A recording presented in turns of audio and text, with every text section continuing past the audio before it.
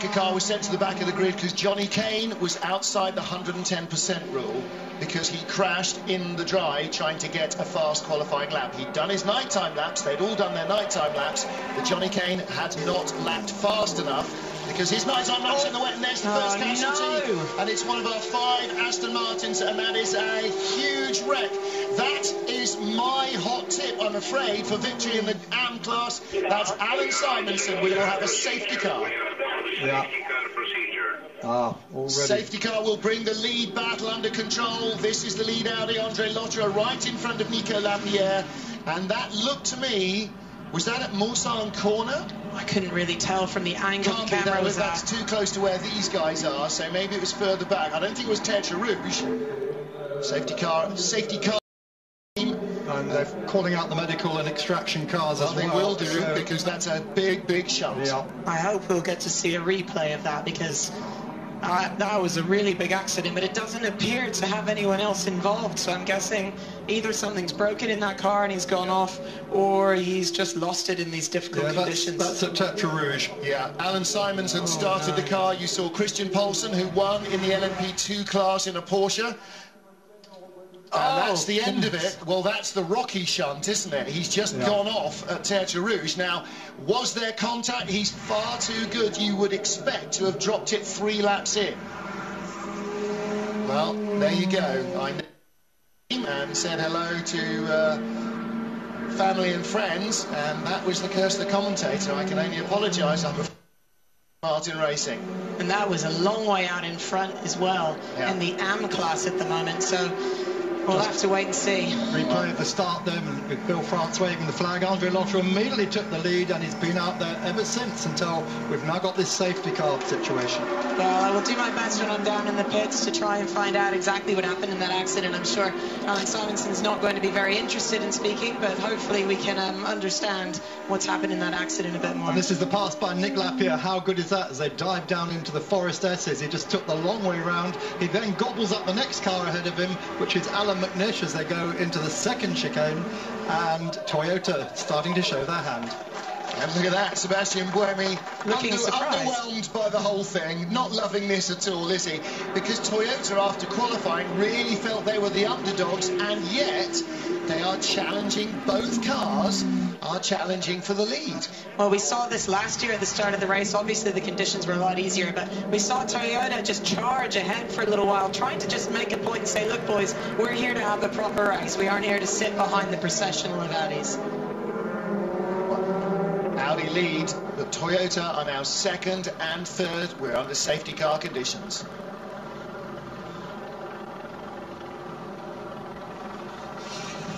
Safety car out at Le Mans. We are 14 minutes into the 24-hour race, and already we have lost our front runner in the GTE AM class. And we're going to have to hear from Alan Simonson what triggered that incident. Look, he's missing the door, and I don't... Oh, that is down there on the ground. Tyres coming off the tyre. He's just basically gone straight on. Yeah, this is not Christian Poulsen can't believe it, I'm afraid. He was really looking forward to this race. A chance to take another victory, perhaps, at Le Mans, having won in LMP2, and there's no question he's not going to even get a drive. This is the all-Danish team, Danish Dynamite, they've been calling it, talking it up, but a massive, massive accident. They're working on the car there, getting him extracted, and... Well, they're being very, very cautious. Anytime the driver complains of any pain at all, they will get him into a neck brace and be very cautious with the extraction. So that will take time. Mark, there were loose tyres around there as well, which had not come off his car, so they've come off a tyre wall, so that will take time to check as well. For Christian Poulsen and Christopher Nygaard in the cap there on the far side, and the rest of the guys at Gulf Aston Martin, I'm afraid that is the earliest path they could possibly have imagined. That's just dreadful. And we can only hope that Alan Simonson is all right. It looks like he took the biggest impact on the other side of the car, not on the driver's door, which is a relief. We can all be pleased about that. I'm hoping he's just been shaken up and they're taking extra caution to put him on the backboard. But as you know, Tertre Rouge, well, it looks as if it went straight on, doesn't it? He got wide on the outside on the gravel. It's very hard for us to speculate what happened. It is a very fast corner, especially since they changed the corner some years ago. It's very, very quick. You heard Alan McNish talking his way through it and saying in their car it's just a lift and fourth gear, so extremely fast. I don't know if he caught a wheel on the curbing and just in these wet conditions, if he just lost the back end and under so much speed he just couldn't stop it. It's hard for us to speculate. I will try and find out when I go down into the pits. He was in the middle of the main GT pack, and my guess is that he's either trying to get around somebody or trying to leave room for somebody, either contact or just enough off the dry line for the car to just break away from him. He's so good. You may not know a lot about Alan Simonson, but take it from me, he is an extremely fast and very experienced GT driver, and not one to make a start to make a huge error like that. So from the start, the on-board, just how quickly Andre Lotterer jumped the pole-sitting car of Alan McNish to take the initial lead. But now at the restart, Liz, he won't have his two teammates behind him running shotgun. He'll have two Toyotas, one in either door mirror, trying to get by. Yeah, this is going to be an exciting restart, I think, and you can just see the drivers moving the cars around the circuits as much as they can, just trying to keep some heat in the tires. It is difficult when you get a safety car and these sort of mixed conditions where it is quite cool out. It's much cooler today than it has been, and it's very difficult to keep the heat in the tires, especially the drivers that are on slicks right now in these tricky conditions. We were talking about that to one of the drivers earlier on today. Alex Brundle was saying, in cooler conditions, or if it's damp, he said, even if you're just driving down the Mulsanne, you can lose up to 10 degrees of tyre surface temperature just from the cooling effect. He said, they're fine, you know, you come into the pits, they go on, they're out of the tyre oven, they're absolutely baking, they're exactly the right temperature. He said, you go for the brakes in the braking area by the first chicane, there's nothing there, they're wood.